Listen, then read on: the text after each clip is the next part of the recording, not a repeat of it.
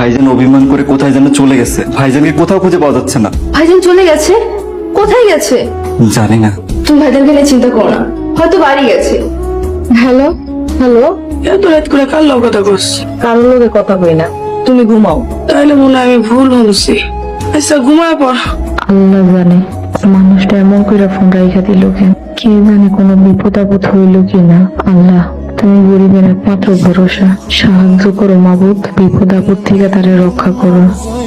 Hello, আসসালামু আলাইকুম। ওয়ালাইকুম আসসালাম আপা, আমি নাইম। নাইম স্যার কেমন আছেন? নাসির ভাই কেমন আছে? আপা, ভাইজান ভালো আছে। তোমরা কেমন আছো?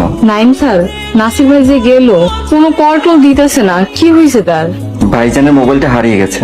ভাইজানকে কত করে বললাম একটা মোবাইল কিনে দেই, ভাইজান কিছুতেই নিবে না। আপনার ভাইজান কই?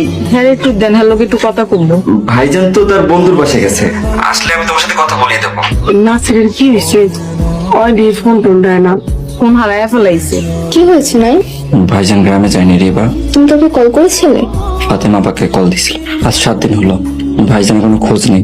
ভাইজান গ্রামে গেলে জানতাম। ভাইজান লজ্জায় কোথাও চলে গেল না তো। চলো আমরা থানায় যাই। নাই, তোমার কি মাথা নষ্ট? পুলিশের কাছে গেলে আমাদের মান সম্মান কিছু থাকবে? তাছাড়া পুলিশরা কি বলবে? তোমার ভাই কাজনের সাথে। চুপ করো রিবা, আমি শুনতে চাচ্ছি না। আল্লাহ যা করে ভালোর জন্যই করে। নাইন, তুমি ঘরে বসে থাকতে থাকতে কেমন যেন হয়ে গেছে। চলো আজকে সন্ধ্যায় বাবার বাড়িতে যাই। এমনিতেও বাবা মা আমাদের ডেকেছিলেন। আচ্ছা তুমি চা খাও, আমি কিচেনে গেলাম।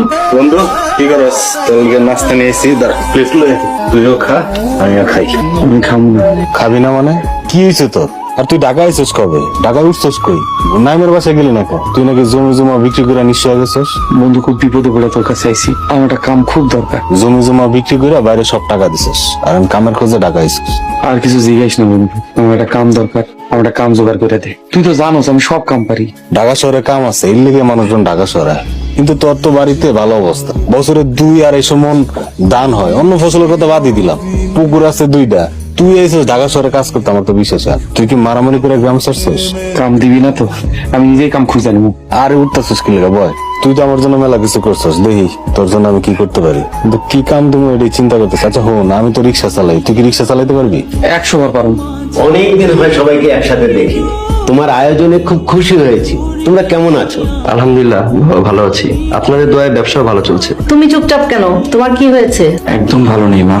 কি সমস্যা বাবা? সমস্যা আপনার জামাই, উনি একটা চিটার। আমি একজন সম্মানিত মানুষ, একটাও বাজে বাজে কথা বলবে না। তুমি আমার জামাইকে এইভাবে অপমান করার সাহস কোত্থেকে পাও? হ্যাঁ, আপনার এই চিটার জামাই আমার টাকা মেরে দেওয়ার ধান্দা করছে। নাইম কিন্তু তোমাদের সামনে আমাদের অপমান করছে। তুমি চুপ করো। 6 মাস আগে ব্যবসার লোভ দেখি